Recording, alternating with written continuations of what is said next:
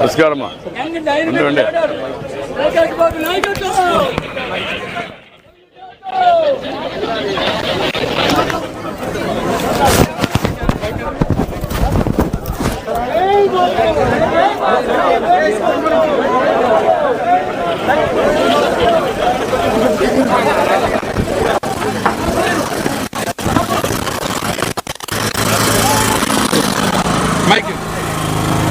Sir okay okay ఎక్కువైపోయింది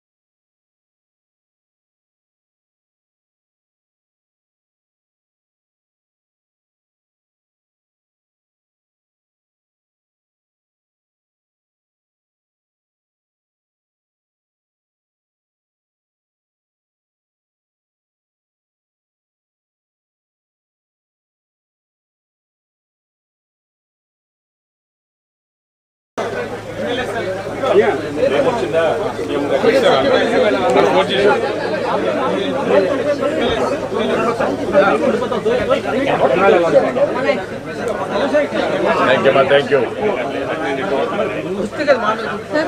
నమస్కారం అమ్మా, బాగున్నారా?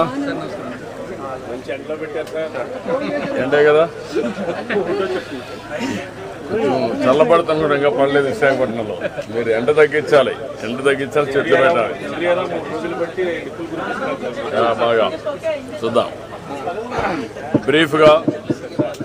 సైలెన్స్. అందరికీ నమస్కారాలు. ఈరోజు నేను వరల్డ్ ఎన్విరాన్మెంటల్ డే రోజున విశాఖపట్నం వచ్చాను. మొట్టమొదటిసారిగా యూనివర్సిటీ క్యాంపస్లో చెట్టు పెట్టాను. యూనివర్సిటీకి ఒక డైరెక్షన్ కూడా ఇచ్చాం, ఒక యాక్షన్ ప్లాన్ తయారు చేయమన్నాను.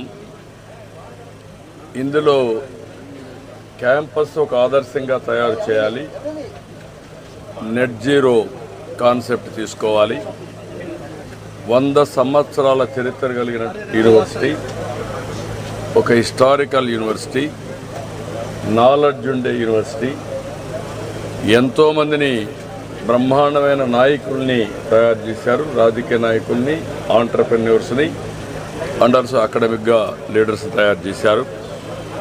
అలాంటి యూనివర్సిటీలో ఈరోజు నేను నెట్ జీరో కాన్సెప్ట్ని ఇంట్రడ్యూస్ చేసి, మీరు అన్నారు ఎండలు విపరీతంగా పెరిగిపోయినాయి, ఎన్విరాన్మెంట్ మొత్తం ఇంబ్యాలెన్స్ అయిపోయింది, ఎండలు ఎక్కువ ఉన్నాయి, లేకపోతే ఇమ్మీడియట్ థండర్ బోల్ట్స్.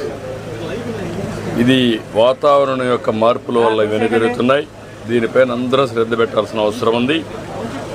ఇక్కడ నెట్ జీరోలో మొట్టమొదటి సోలార్ చూశాను.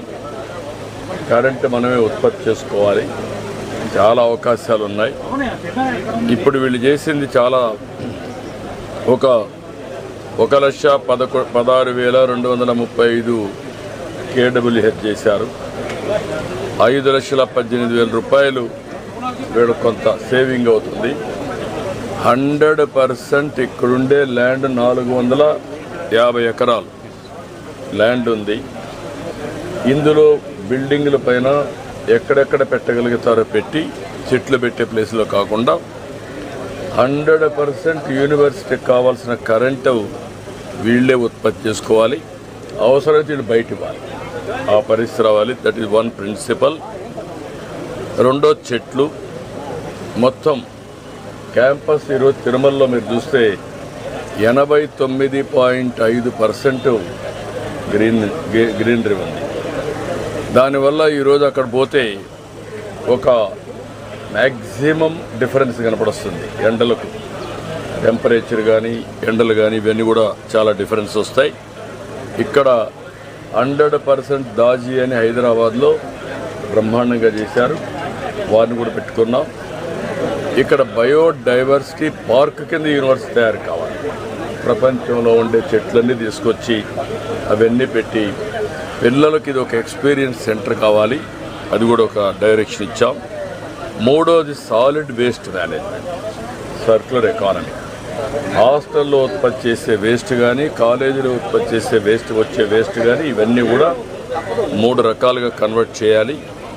ఒకటి ఫుడ్ లాంటి వేస్ట్ వెట్టంతా ఉంటే దాన్ని ఆటోమేటిక్గా కాంపోస్ట్గా తయారు చేసి చెట్లకు వాడుకోవాలి. చెట్లలో వచ్చే ఆకులు కూడా కాంపోస్ట్గా తయారు చేయాలి.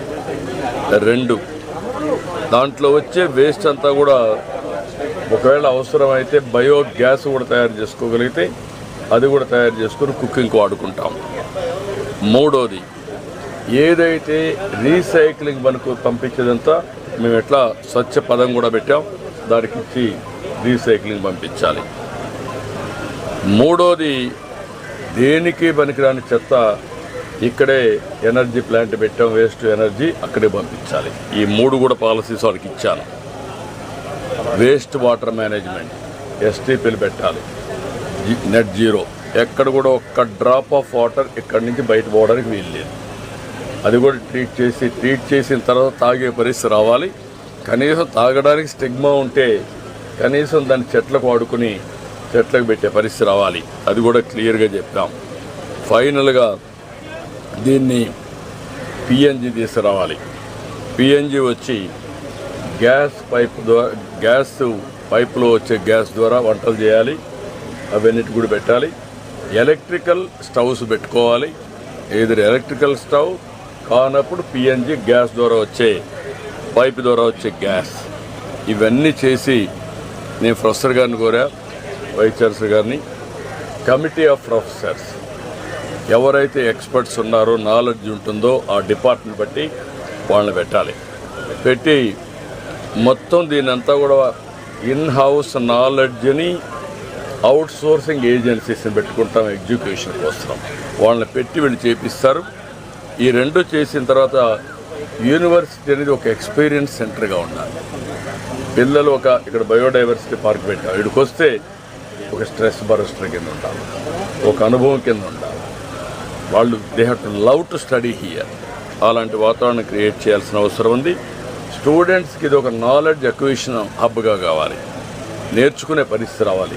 ఎక్కడ పోయినా జీవితంలో ఇది ఒక మార్పు తీసుకురావాలి. మూడోది ఇది యూనివర్సిటీ ఒక మోడల్ యూనివర్సిటీ కావాలి.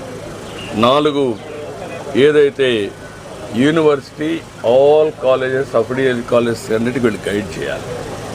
ఇమ్మీడియట్గా they have to take it up, they have to guide all universities and they have to get it done. దానికి ఏమేమి కావాలో వర్కౌట్ చేసుకుంటారు. ఇంకొక పక్కన top 3 universities in the world నాలెడ్జ్లో లేకపోతే టాప్ 10 or 20లో పెట్టుకొని ఆ స్థాయికి యూనివర్సిటీ చేరాలి. Premises one of the best premises. Location nobody will get this type of location happening. Visakhapatnam is next level now. ఇవన్నీ వచ్చినప్పుడు యూనివర్సిటీ కూడా ఆ స్టేజ్కి వెళ్ళాల్సిన అవసరం ఉంది.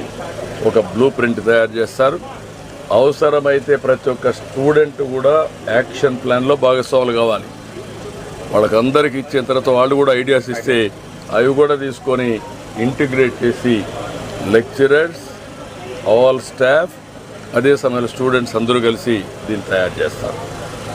రెండోది ఈరోజు ఎన్విరాన్మెంట్ డే కాబట్టి నేను కూడా సైకిల్లో వెళ్తాను, మళ్ళీ సైకిల్లోనే వస్తాను. ఈరోజు మొదటి ప్రారంభం అందరికీ చెప్పాను, హీర్ ఆఫ్టర్ వర్డ్స్ వీలైనంత వరకు సైకిల్లో తిరిగితే ఏదో ఫోటోల కోసం కాదు, అది ఒక అలవాటు కావాలి, వే ఆఫ్ లైఫ్ కావాలి.